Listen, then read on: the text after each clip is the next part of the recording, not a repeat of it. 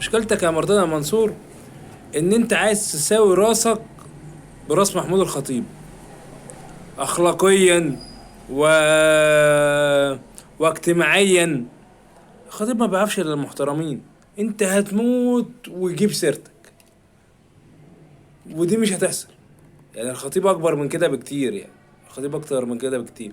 بس هي الفكرة ان احنا بقى ايه، عشان ان الموضوع ده يخلص يعني انت قاعد طول الحلقة تقول انا اللي بعمل الاحتقان. اه انت اللي بتعمل الاحتقان، انت اللي بتطول لسانك يا راجل. ده انت سبت المسؤولين وماسك دلوقتي في الجمهور، وجايب لي صورة واحد بتقول عليه ولا فيديو مين اللي بيديله الاخبار. مين يا عم اللي بيديله اخبار؟ مين اللي بيديله اخبار؟ ما الدنيا كلها عارفة ان انت ممنوع من السفر. انت راجل عليك حكم ممنوع من السفر، ما تقدرش تسافر، ويتقبض عليك في اي مطار لو سافرت.